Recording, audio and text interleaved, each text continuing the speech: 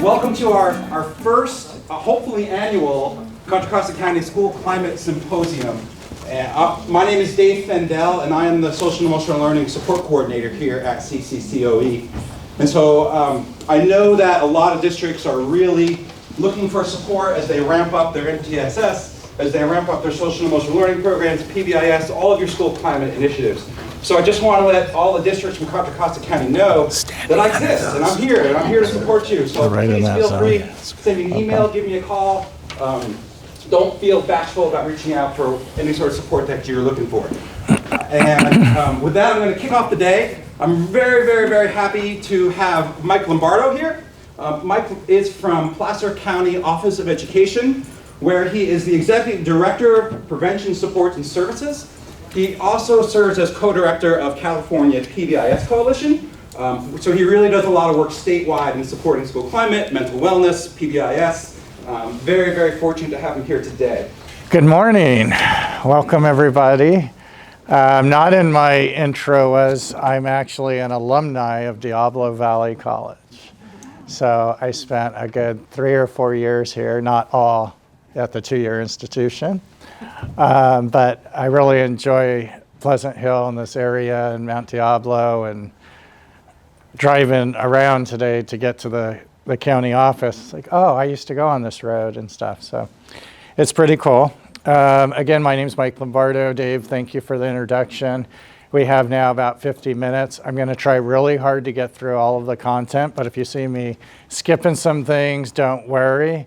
It's all on the slides. I did, in fact, I don't think I've ever presented where I hadn't changed a couple things prior to the presentation. So what's in the bit.ly is a little bit different. This tiny URL is the actual presentation you're going to see, and I may even add things to these folders later as we talk and you say, oh, can I have that or this? We are a small group, and I have to remember Jonathan over here is filming, so I'm supposed to stay in this circle. It will be really super hard for me to do that. Any other details before we get going? So first section, we're going to talk about student mental health and wellness and look at these kind of key points: systems, data, practices. So if you're going to implement a wellness program or mental health services, how do we organize those practices in the most effective way possible? We're going to talk a little bit about how to use a framework to scaffold the practices. You're going to see my friend, some of you will go to Cecilia Leone's presentation about attendance, and you'll see how they use a framework to scaffold in the attendance practices. Then we're going to look at criteria for selecting a practice, and I might start jumping around or get excited. Hopefully, if I swear or say something dumb, Jonathan will edit it out of the video before it goes on TV. But selecting a practice is something I'm really passionate about, because we tend to pick things, but they're not always the right fit for us. And then we're going to look at integrated teams a little bit today, too. So any questions before we get started? Because I have one for all of you.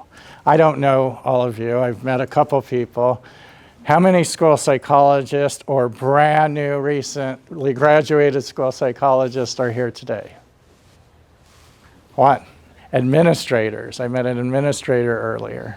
Okay, so admin, principals, district office type people. Teachers, instructional teachers. Okay.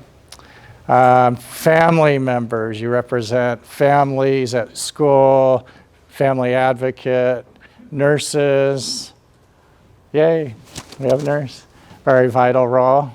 Anybody I'm missing, shout it out. BCBA is behaviorist. Oh, my daughter, I was telling my friend over there, just graduated from Western Michigan with her BCBA. Any counselors? How many counselors? Maybe singular.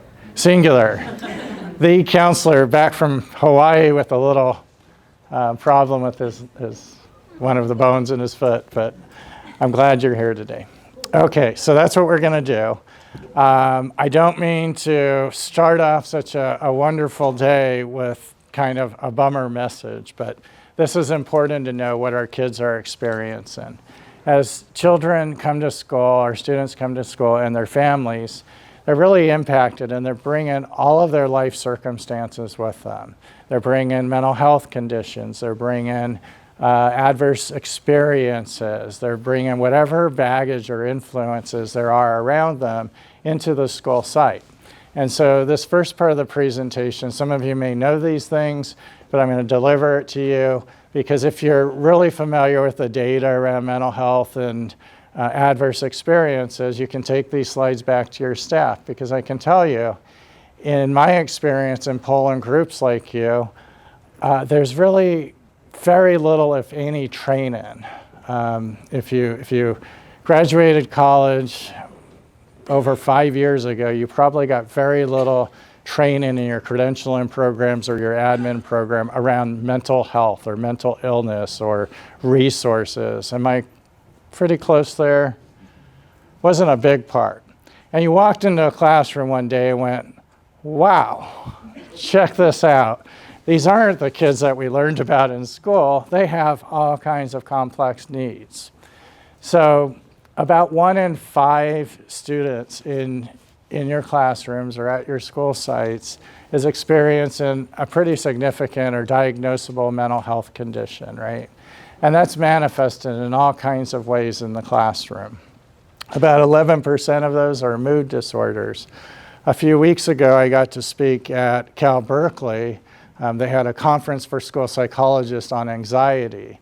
And anxiety is the #1 mental health condition that students are facing. It passed depression and other mood disorders that our children face between that 15 to 17, 18 age range. So anxiety is on the increase with our students. Why?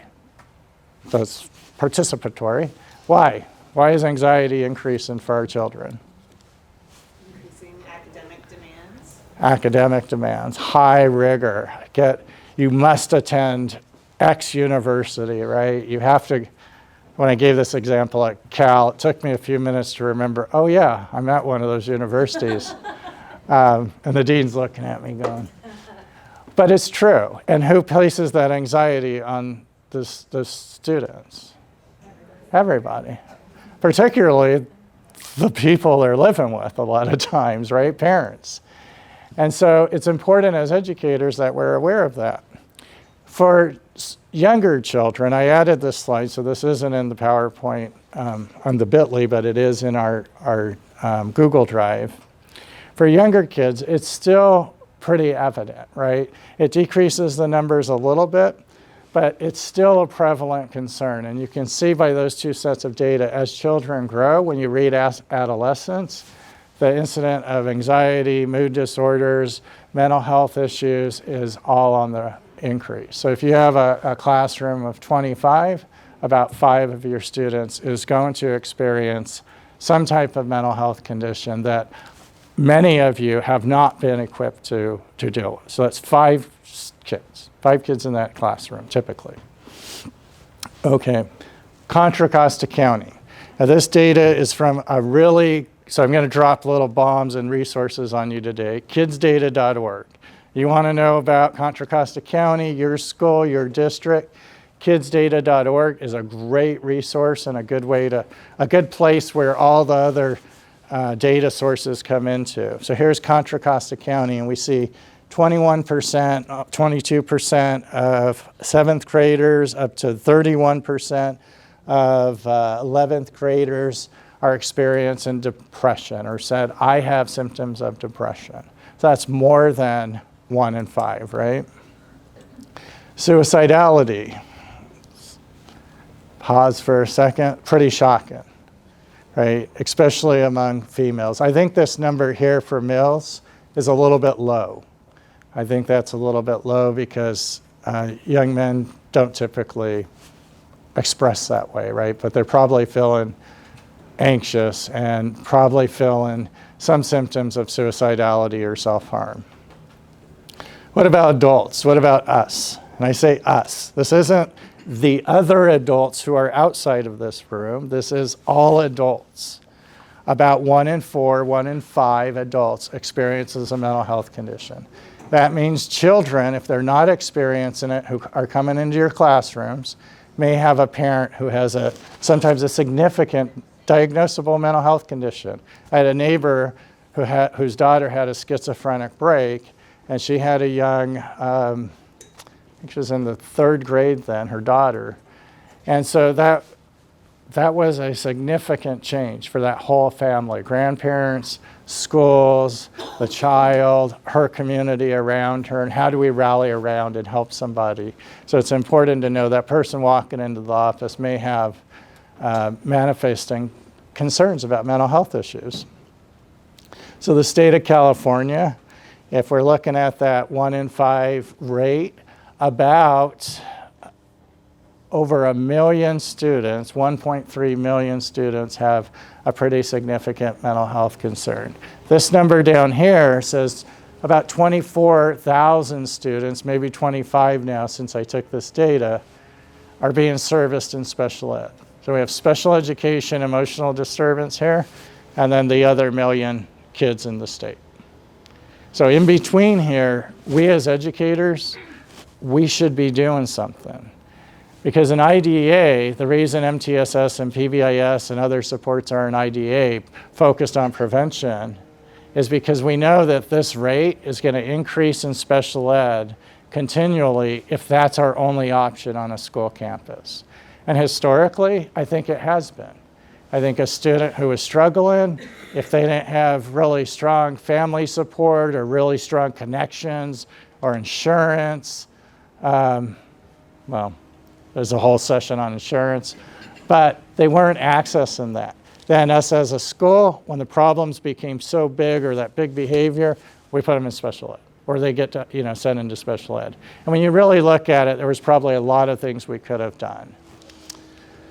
So who's heard about the adverse childhood experience? Some, so maybe about 65%, some of you haven't. I won't spend a lot of time here.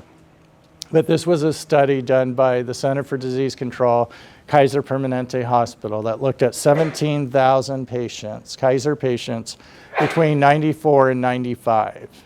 They wanted to look at 10 adverse childhood experiences. Dr. Folletti and Dr. Ananda's hypothesis was, we believe that we have patients who are morbidly obese or suffering heart disease because of things that might have happened to them as a child. So it was strictly originally a physical health study, and they found out some pretty interesting data that I'll show you in a minute. They looked at 10 adverse experiences under the domains of abuse, neglect, household dysfunction. Physical abuse, physical neglect, emotional, divorce, substance abuse, parent in jail, those types of things. So Kaiser patients, these 17,000, got a 10-point survey on what was life like as a child. Here's the results. Anything jump out at you here? Raise your hand. Brent, you can't see. Here, I'll highlight a few for you. This is what jumps out at me. About 28.3% experienced physical abuse. let's call it 27% had a parent using substances. 19% had mental illness. That jives with our previous data about 1 in 4, 1 in 5 adults, right? Separation, divorce, I think that was probably a little low. Physical neglect, emotional neglect, household mental illness, and so on. 20% experience sexual abuse? Sexual abuse. So that is qualified in the study as wrongful touching, wrongful relation, and so on. So let's back up. 17,000 patients of Kaiser during 95 to 97. And I might have forgot to mention this was San Diego, California. That's before healthcare reform. So these people had Kaiser insurance, which meant they were what? Shout it out. White middle-class individuals. So we tend to think adverse experience affects somebody else. That doesn't affect the Lombardo family growing up. It doesn't affect the Eberlein family growing up. We always think it's somebody else when we become adults, right? When we enter in this profession. So it's really important context for us to know as educators. Here's the data from Contra Costa County. So there's California. The rate of child abuse reports in California, 55 reports out of 1,000, 40 out of 1,000 reports out of 1,000 individuals living in Contra Costa County receive a child abuse report. 40.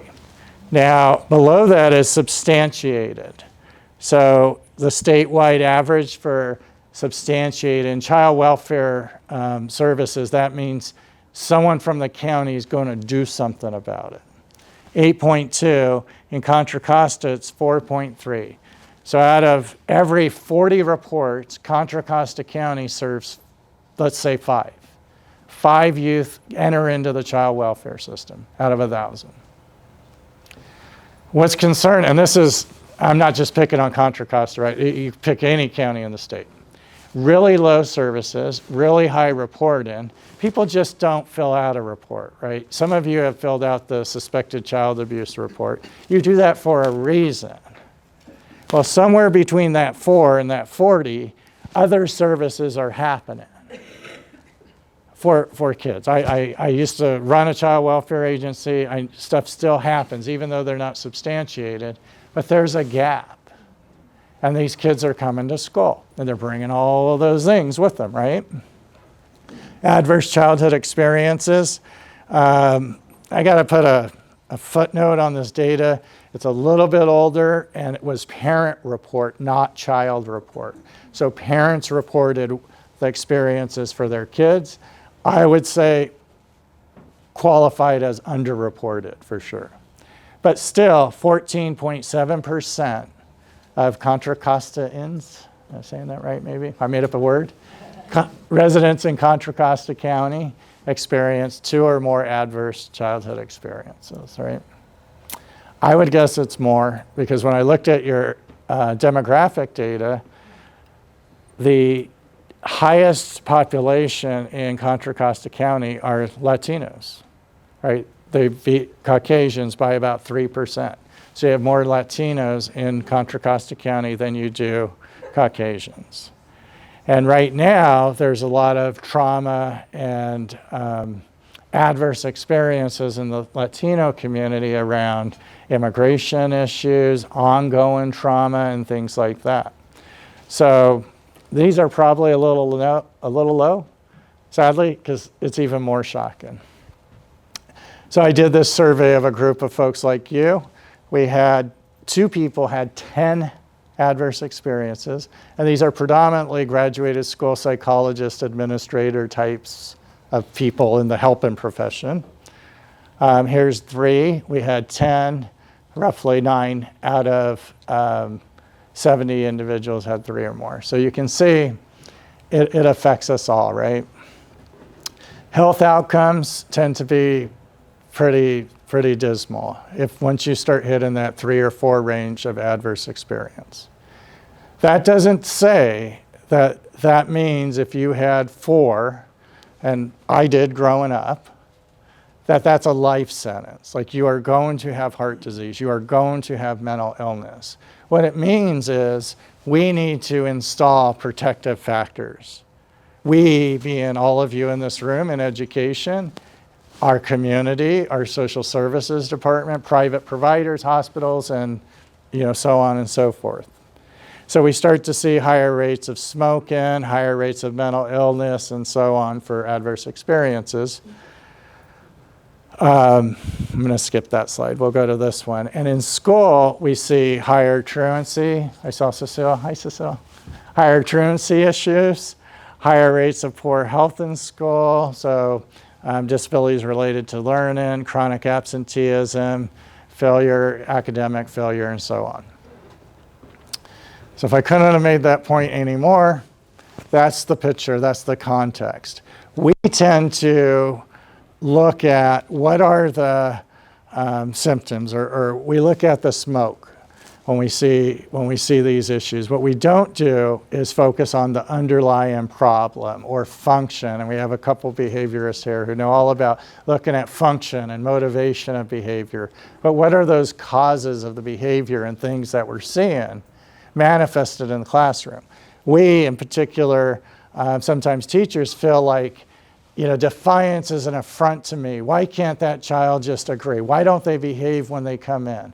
Well, their mom might have been arrested for prostitution and methamphetamine. They might be homeless. They might not be eating at all, or let alone healthy. We have food deserts even in Contra Costa County.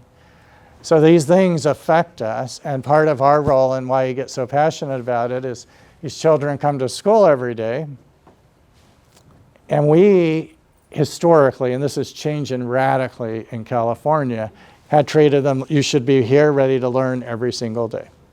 We might throw in a food program and call it good, but that whole scene is changing because we're discovering education. This is all of our responsibility, right? So important to consider, now that I've kind of bummed everybody out, it's not a life sentence, right? We operate in mental health along this continuum. This side, significant mental health issues. My neighbor who had that schizophrenic break, she would have been here. And I spent time talking to her while she was talking to her dog.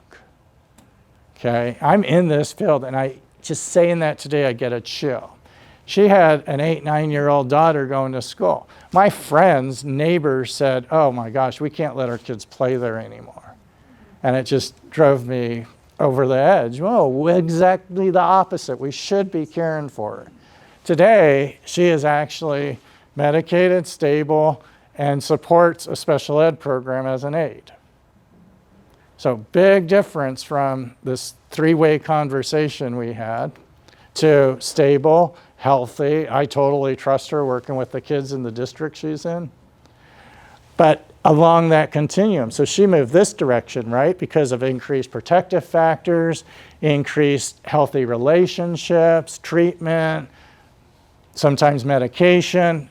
We talked about physical health, exercise, yoga, mindfulness, all of those things making protective factors, and it's part of our role in education. So I'm going to blow through this section, but what does the law say? Are we just doing this because, it should be the thing that we've always done in education? Well, the USDA Guiding Principles tells us it's important to focus on mental health, wellness, to have clear and appropriate structures in school. The next session, I'm going to talk a little bit about PBIS, MTSS here today, but the next session in PBIS will go in deeper. The United States Department of Ed is saying that's important, particularly for children of trauma. And you'll see the association between PBIS impact and trauma in the classroom, right? We need to ensure fairness, equity. American Academy of Pediatrics last year, revolutionary statement, we should screen all children 12 years old for mental health issues. Not in this PowerPoint, but our new Surgeon General, I met with her, Dr. Nadine Burke-Harris's office Friday last week, and she wants to also do adverse childhood screening. My caution was, that's great, but you're going to have an entire education community identify these kids. What are we going to do about it? So we need to do those things hand in hand, right? We need resources. Can you imagine as an administrator, you find out 22% of my kids experienced 4 or more, and oh my God, now what? So a lot of today is going to be the what we do about it. U.S. Surgeon General, including Dr. Burke-Harris, says this is important things for us to focus on. ESSA, IDA, MTSS, Wellness, both written into those 2 laws. They look familiar, especially the administrators in the room. LCAP, LCFF says this is important: family engagement, student engagement, school climate. Almost half of our indicators want us to focus directly on that. Why? Because that's how we get strong education outcomes. So what do, right? My proposal to you all is to look at organizing our systems. Let's stop the kind of spaghetti against the refrigerator, shotgun, grab everything we can, try to install it approach, and let's use data to really identify what does that student need? What does that cohort of students need ahead of time? What types of data sources tell us that students need more services? And truancy and chronic absenteeism is a really important part of that. So you have this built-in data source, right? I look at chronic absenteeism just as an indicator. That is an indicator that the building's on fire before we see the smoke. What practices do we do? What's the stuff? What are the things we do for kids? Whether it's engaged relationships, greeting at the door, explicit acknowledgement of behavior, so on and so forth, up to tier 3 intensive supports. And then what systems do we have to deploy all those practices? Because it's about putting the puzzle pieces together, right? Otherwise, it's kind of this kind of scattered, unscaffolded. I had an experience. We do a lot of training in Northern California. My team's probably working with about 240 schools from Orange County, so there's one Southern California district, all the way up to Shasta County around school climate and PBIS. Go into one district and ask them, well, what are you doing? How many initiatives? What's happening? What happens? What's the stuff you're doing for children? And the district office, it was a large district, said, we don't really know. Like, well, we know we're doing a lot. There's all these programs, but we're not exactly sure what's happening at school sites, right? Because in that district, school sites tended to be independent operators. So they pick up programs, maybe never tell the district office, they didn't know. A couple months later, I'm visiting with the district office again. I said, Michael, we have a number for you. We do 88 different initiatives in this district of about 40 schools. 88 different initiatives in varying degrees across the district. How do you know that? Well, the union told us. So CSEA said, pump the brakes. You're driving our teachers over the edge with all of this stuff. A new thing, a new thing, a new thing. How can we help? And I met with CSEA after that, statewide. How can we help instructors? We can create an organized system to deliver those services, right? So you're going to hear about MTSS today. You're going to hear about PBIS. People tell me, Mike, we're doing MTSS. We don't need PBIS. Or right here, Mike, we've been doing PBIS. Why do we need this MTSS stuff? And these are, really well thoughtful individuals, right? Really intelligent, great educators. I'm here to tell you, dispel the myth. They are the same thing, okay? Just because you're doing PBIS doesn't mean you need to not look at academics and social emotional learning. If you're doing MTSS, I would assert to you today, PBIS is critical to your MTSS. And you'll hear more in the next session, but the reason for that is you are grounding the environment for children in a structured way where your data starts to make sense. So one of the presenters today is going to talk about data. Well, if we're all on different pages about behavior at our school site, we adult people, right? And we have 18 pages of no, do this, do that, don't wear a hat, I let kids wear a hat, no cell phone, whatever. You know where I'm going. Gum, don't even talk about gum. Kids are getting confused. And so you have these disproportionate data. All that stuff gets fed into this data system. Is it good data or dirty data? Probably pretty dirty data, right? So PBIS grounds that. It grounds us in a structure to deliver services to kids. So PBIS is a systems approach, right, for establishing the social cultural structure of behavioral support so every student can do well, right? So PBIS is really about academic outcomes. Think of MTSS as that large umbrella with PBIS, academic, I'll say RTI, response to intervention, how do we support few kids, all kids, and so on, and social emotional wellness. And we're going to head down that social emotional wellness track right now. So here's one of our youth, maybe a youth that was in the studies earlier. Here's our academic data.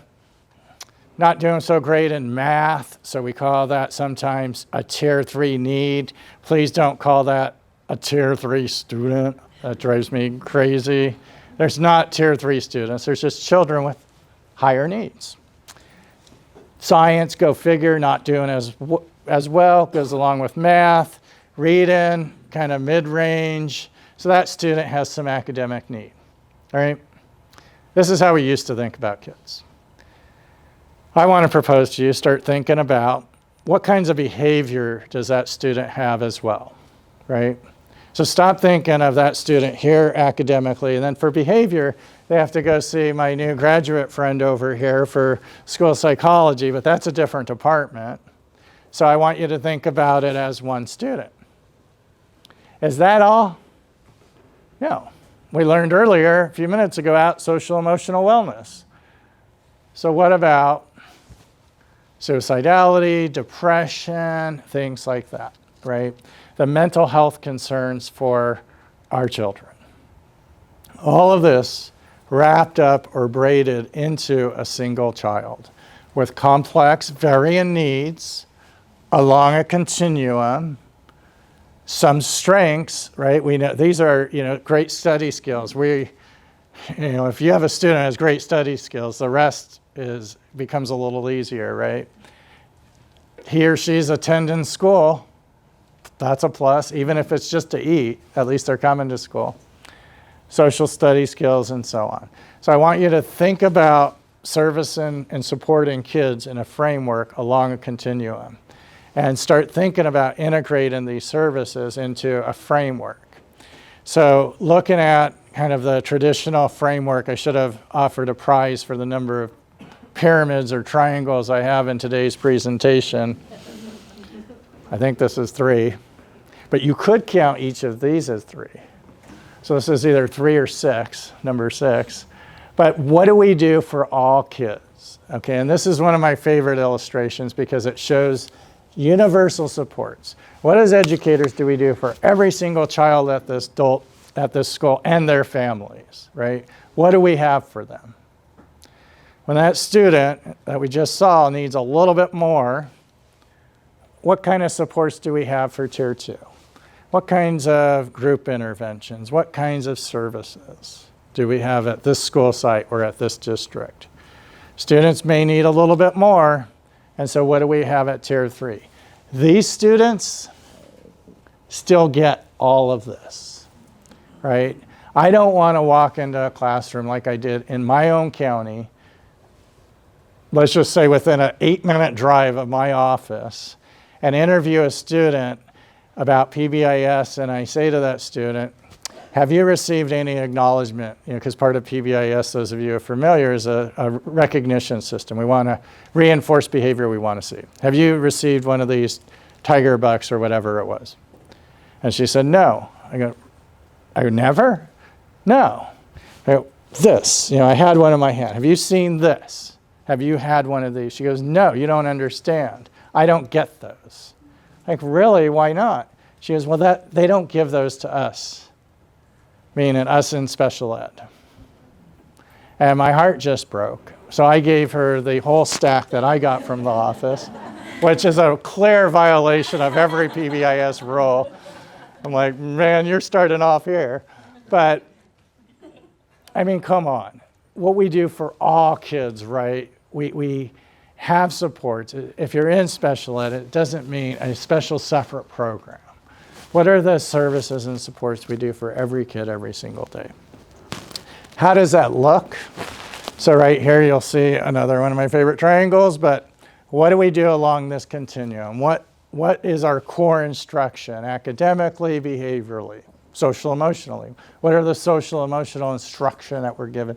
Every single child, including my little friend from special ed. Everybody gets this. When that student needs a little more, what are the things we respond and do for that student? And typically, 7 to 15% of students end up needing additional services. If you have a really strong tier 1 universal system, this logic always works out. And then what do we do for those students who have those high needs, those tier 3 needs? And that's typically 1 to 5%. A couple years ago, I had somebody, I think it was at a school psychologist conference, raise their hand and say, Michael, can you prove these numbers? You know, when you're speaking in front of 200 people, that's a great question to get. Like, no, see, I'm not a scientist. I haven't done the research. I haven't done all of those things. But what I can do is I can flip back to the beginning slides. Now let's look, and it's not scientific. This is just a Mikeism, I guess. But if we flip back to those beginning slides, what are those totals we see? Do they look familiar to you? Those are these kids. These are these students, right? 7 to, say about 20% of our children have been impacted from trauma or more. 20% are suffering from mental health issues or have family needs. That's why this is organized this way. The math always works out. When we norm the environment for kids and do universal supports, things like greeting at the door every single day, we tend to see this total shift out. I work in juvenile institutions. We do PBIS in juvenile custody institutions. They're like, you don't know what you're talking about, Mike. Well, I do. I ran an institution early in my career. It even works out there because about 80% of those youth at an institution, they're really good kids. They made a mistake. About 20%, they're great kids too. They just have some extra needs. And so let's talk about that a little bit. The money slide, for any fiscal people, administrators maybe, it makes more economic sense, right? Prevention, primary prevention, is cheaper and it has a larger effect size than things like special education or intensive services. So for people who say, I don't want to do PBIS or I don't know about this MTSS stuff, well, if I was going to count all my tiers, triangles, there's one. And it makes strong economic sense to organize your district or your school site around an MTSS continuum. Because what's happening today in a lot of schools, this line kind of goes like this, right? Someone said, no, Mike, it goes like that. Yeah, it goes to the top. And then I use the word encroachment, and they really didn't like that. But we tend to sometimes have higher expenses in special education than we can typically afford. So it starts to pull general ed dollars in that direction, which is a much more expensive way to serve children who could have otherwise been served earlier by teaching basic behavior skills. Because if I'm a student impacted by trauma and mental illness, or my example of my neighbor, she's not getting a whole lot of great social skills at home while her parents struggling with that mental health condition. And she's going to school, and go figure, she's acting out. That student does not need to be in special ed. In fact, she's in accelerated classes now because she's doing so well. Okay, pause for a second, take a drink of water. Any questions? My friend Cecile. So, Mike, sometimes what I see in schools is in neighborhoods where there's just really generational poverty, lots of violence and such. The triangle doesn't look quite the same. What do you do in those situations? There's so much trauma, it's dangerous to walk to school. The issues, I think just before you came in around cultural trauma and adversity, and if I went back to that slide that shows the tree, there's these areas of concern around, mental illness, depression, all of these things. But what are the underlying things like longitudinal cultural trauma, our native community, things like that.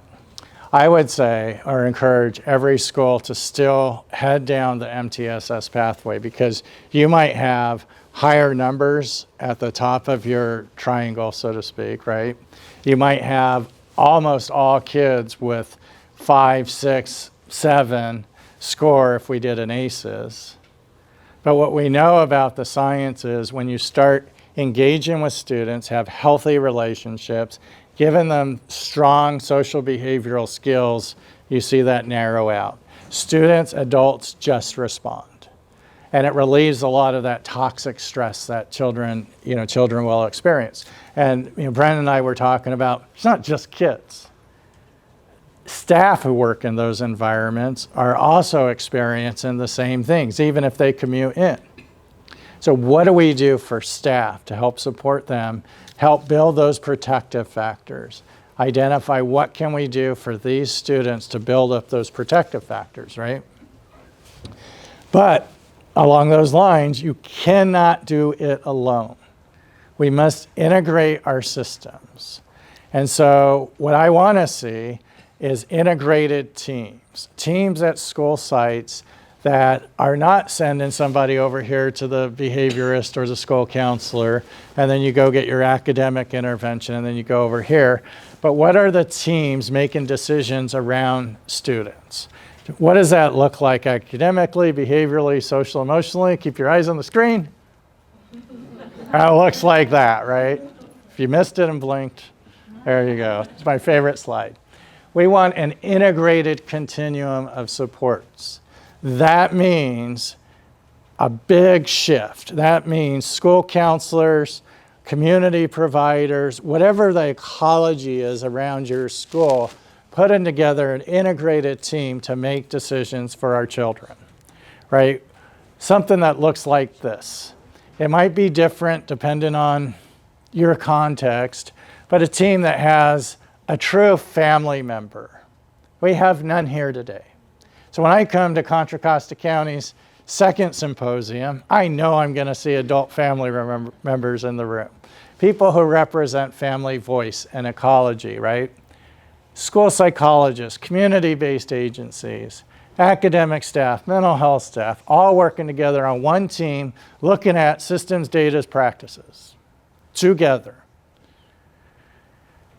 And please don't say HIPAA, FERPA doesn't allow us to do this, okay? It does. If you go to the, I'll put a resource up in the Google Drive, a guidebook by the California Association for School Wellness Centers that says they're just rules. There's a lot of flexibility in those rules, but we can talk together if it's in the best interest of children. Okay, so we want a team that meets regularly, use data to make decisions, all data, truancy, chronic absenteeism, social emotional data, etc. You have a strong referral system. That means we have a way to specifically refer and identify from the staff level to an integrated team. Not making a guess, like I think, Michael's defiance is so great, he's got really bad parents, I'm going to refer him to this team. It's not right in that. It's about giving, what is your hypothesis? What do you feel like as a teacher that the function or the need is for this student? To give that team a running shot. We want respect for members. So that family member and the community provider, we're all on the same team, working together for kids, and you'd be shocked at how hard that is sometimes to have mutual adult respect. We want to look at it within a multi-tiered system, and we want a defined structure of social expectations. Some of you might think, well, that's weird, that's for the kids. No, I want a defined structure of social expectations for the adults. Because I was at a high school recently, and the school counselor said, we can't have those learning support specialists be part of our team. So learning support specialists were bachelor's level people. The counselors were credentialed people. These were classified.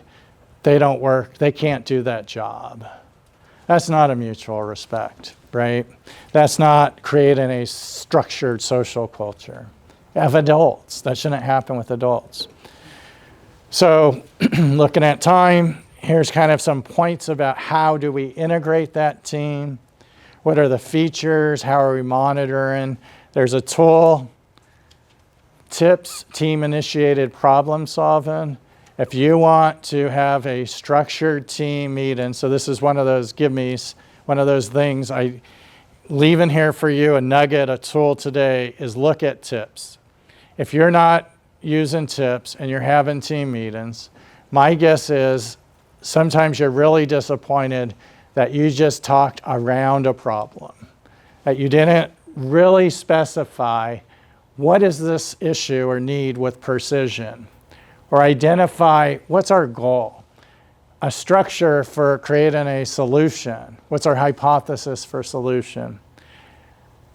Are we going to implement that solution with high integrity? So who's monitoring the implementation of that? Are we monitoring the impact of that? And are we making decisions around the data? So within the Google Drive, I'm 99% sure that there's a monograph on this tool. I'll double check and make sure it's there, so it needs to be there. But this will create an opportunity for you to really define how are we using our whole system and have a team that's responsive to that, and what other types of supports do we need. What about practices?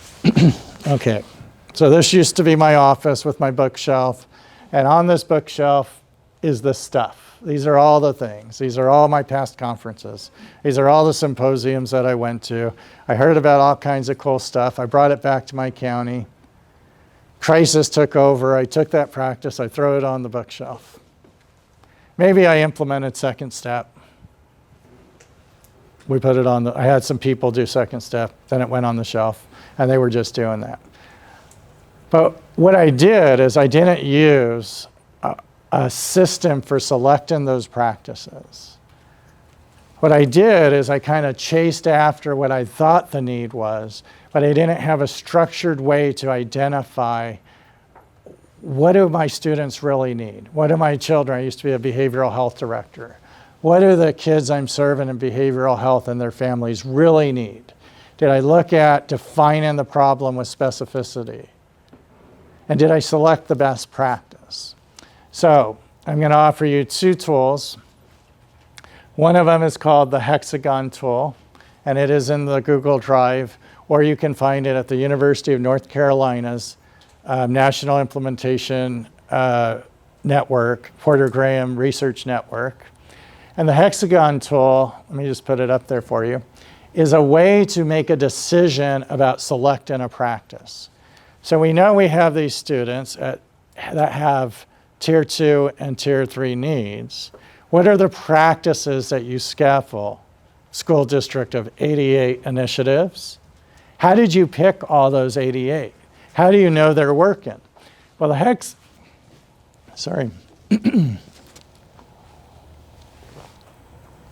Hexagon Tool is a systematic way for selecting a practice for your school site. You see my friend here, the little cute puppy? What I don't want you to do is chase puppies and chase squirrels and butterflies and rainbows because you hear about some cool thing. What I want you to do is hear about those things at symposiums like this or conferences or on the internet, and I'm going to show you a great resource, I promise, before 10:04. And use this to identify and select. So what's the evidence based behind this practice? We have no time in education to implement something that is not evidence-based. So do your homework first, because you're going to save a lot of time, money, and a lot of stress from the teachers. Is there usability? So can this practice support, can we actually implement it in our context? So if I'm up in Alpine County with my 380 students, that's a way big different context than Contra Costa County. And I mean 380 students in the county. So the resources in that school site are way different. I don't know if you have a school that small here. right? What are the supports to implement that practice? What's our need? Do we really need this practice? How does it fit with our current initiatives? And what's our capacity? So after that grant runs out or that fund in, do we actually at the school site or the district office have the capacity?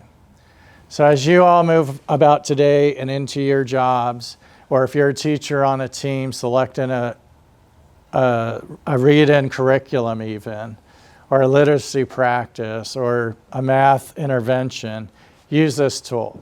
It's not just for social emotional wellness or PBIS. And this is also in the Google Drive. It's a simple way of thinking about what's our actual problem that we're trying to solve? What do we need to solve? How do we know it's occurring? So why do we think that more students need social emotional support? Everybody wants to do social emotional learning. Why? What's the underlying function? How are we going to implement it? What's the selected program? And then how are we going to evaluate it? There's an example I'm not going to show you. Second tool from University of North Carolina, initiative inventory. Had I gone to that school district and said, hey, what are you doing? What I would have liked for them to do is say, we're doing these things, Michael. We have an initiative inventory. These are all the practices we're doing and why we're doing those practices, what the expected outcome is, how we measure those outcomes. Is it mandated by the state that we do them or not? How do we measure the outcomes? This is, for the administrators, a great resource to slip into your LCAP as kind of an executive summary. So there's a lot of stuff in your 400 pages of LCAP, maybe 700 pages of LCAP. This is a way of putting all the stuff you're doing together on a page for your board and constituents. There's some assessments, and I'm going to roll through these super fast. I'm starting to get the nervous look from Dave. But we want to look at 3 types of data. So we're at the systems, practices, data section, right? We want to look at, do we have capacity at a school district to do this work? And there's data tools to monitor your capacity. We want to look at, are we doing this intervention as it's intended? What's the fidelity data? Lots of people in the wave of second step that hit California did second step. Very few of those people actually did it as intended by the developer. Functional family therapy, the best family therapeutic intervention program ever. Honest to God, because the research says that, along with incredible years. They're no good if you're not doing it as intended. And then what are our outcomes? We tend to just look at this. Are we getting the outcomes we wanted? No. Well, that functional family therapy, that doesn't work. No, it works. Did you ask, are you doing it as intended? Okay. So now you know all about assessments. Check it out.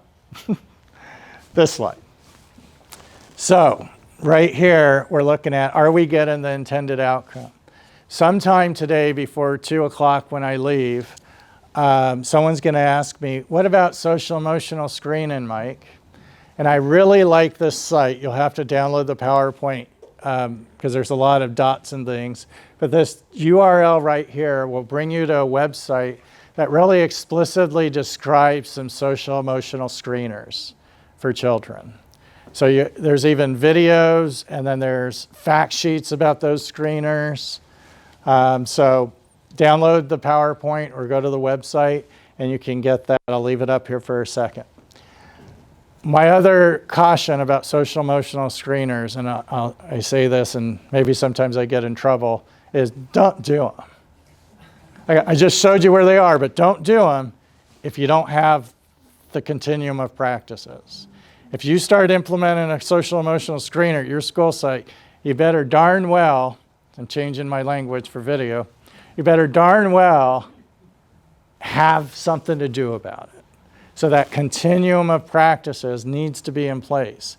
Otherwise, you will systematically increase your special education population.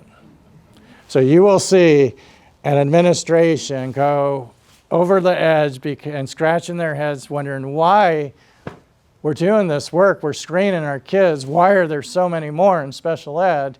Because you're not doing the other practices prior to that.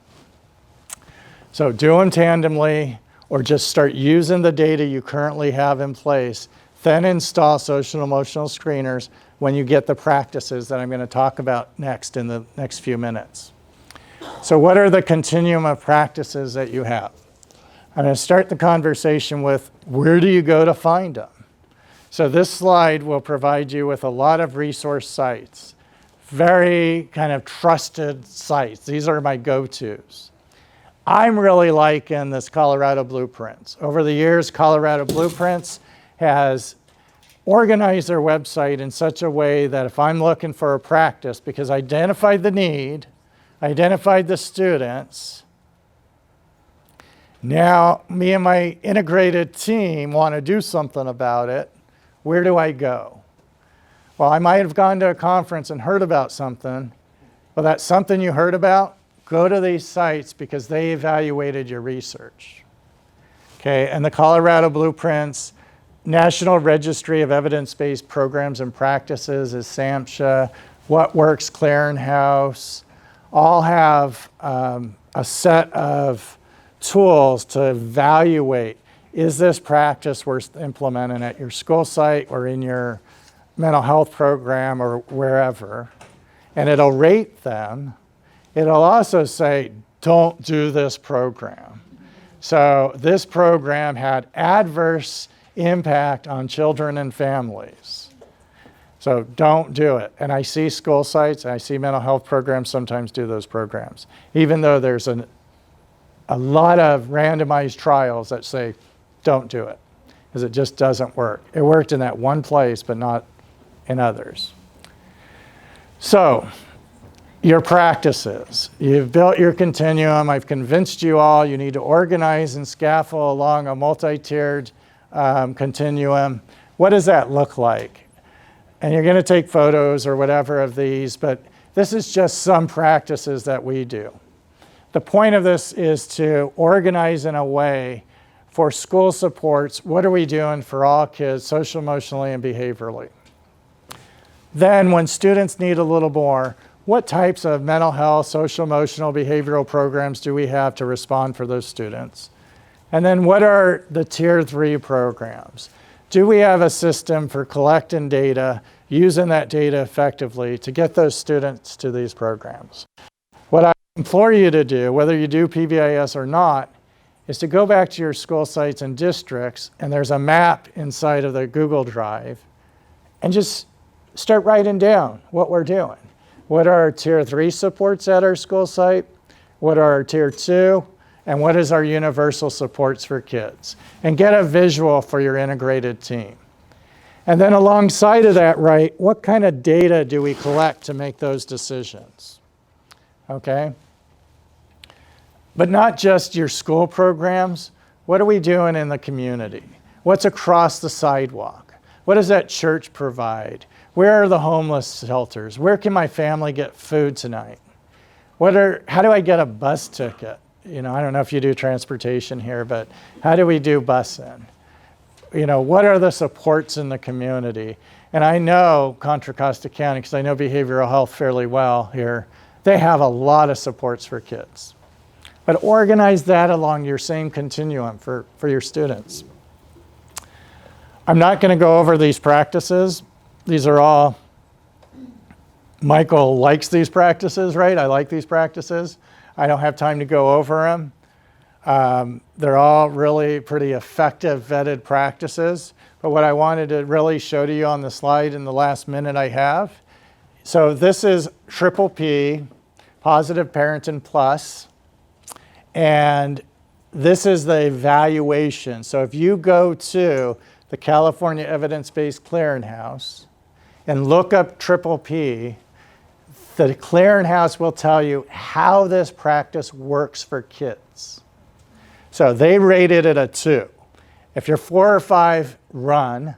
Don't do that practice. If you're a 2, that's pretty good. If you're a 3, it's like gold star, right? So you're pretty safe up here, not so safe down there. It'll also give you cost description. So as you use your Hexagon tool, these clearinghouse sites are going to be your very best friend. Here's another one. This is the National Registry. It's not as fun as the last one, but you get the data you need. If you're 4s or 3 or better, it's a good program. When you're around 1 or 2, big caution. That's a yield sign. Institute of IES, I really like this site too because it gives you kind of a continuum to look at. But they'll tell you all about Cope and Power.